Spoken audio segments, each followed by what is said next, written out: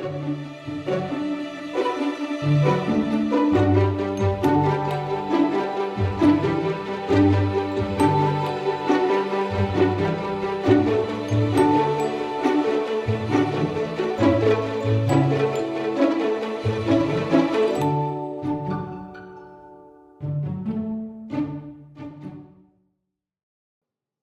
guys, I just wanted to do a quick video today. I had mentioned in the past video that it would be good if you were to make a list of foods and meals, and I wanted to give you some guidance for that today.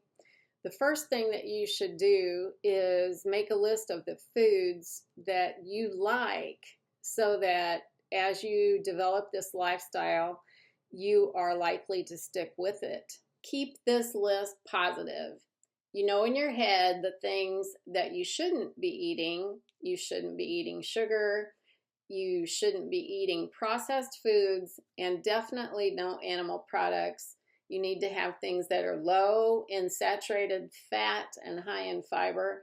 But make this list positive. These are the things that I can eat and not the things that I can't eat.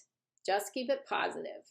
Because if you are constantly telling yourself, I can't have this and I can't have that and I shouldn't have this, and that's constantly in the forefront of your mind, psychology tells us that the first thing we do when we tell ourselves, I can't do this, is anytime I think about, say, breakfast, and I have told myself I can't have sausage or I can't have bacon, and I've put that down on a list, I've written it down, and when I look at the list, it's there. Then what you do is psychologically, as soon as I think breakfast, I think, ooh, sausage, bacon. But what you need to do is have that list and display it, because that helps me and that helps a lot of people to have those lists displayed. What you need to do is have the list that has what I can have, not what you can't have. And that way, when you think about, ooh, breakfast, I'm thinking about that list. I'm not thinking about the things that I can't have. So again, keep it positive. So make the list, and here's an example. You need to write down the fruits that you like, the vegetables that you like, the nuts and seeds that you like, the beans, your most preferred spices, the grains, and the meats and dairy, and the oils that are good for you to use on this diet. If you have a list of the things that you like, then you're much more likely to prepare meals that meet the guidelines of high fiber and no saturated fats. And that's the goal, because that's what helps reduce the inflammation in your body. So that will help control the diabetes or any other inflammatory disease that you might have. Another thing to do is write down 4 specific meals of the day and snacks. So for example, here you go. For breakfast, try to make some easy breakfast for times when you're running late. Also, remember, low saturated fat and no animal products. Eggs are okay, but try to keep them to once a week or less. Only whole grains should be used, and try to keep those as infrequent as possible.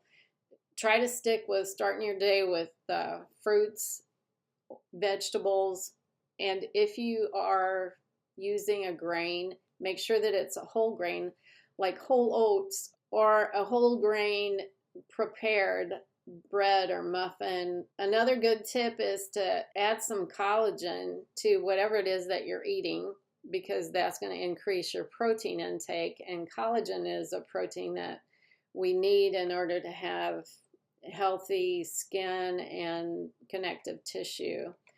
So then keep the things that you like on this way of eating on hand, so that you don't have any excuses not to have a breakfast that doesn't include meats and cheese and lots of sugar. A good habit to develop is to try to have a fresh fruit with breakfast, lunch, and dinner, and try to have a fresh vegetable, raw vegetable, with lunch and dinner. Those add fiber and they help make you feel full. And then make a list. Here are the things that I can have for breakfast. And I've made a list of breakfasts that I typically have, and I don't know that this is comprehensive, but this is just to give you an idea anyway. And then go ahead and make a list for lunches, things that you would enjoy eating.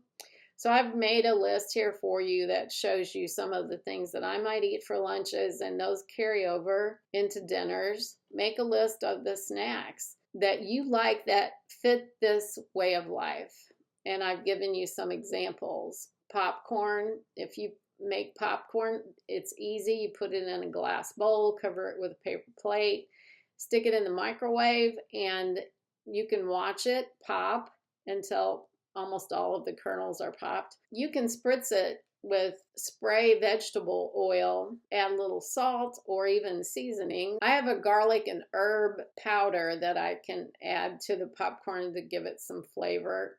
There's also some that make it taste like caramel corn that have very little sugar, few calories. So that's a great snack. And then you can see others that I have on here. When I snack at night, I try to make sure that I stop by 7 p.m.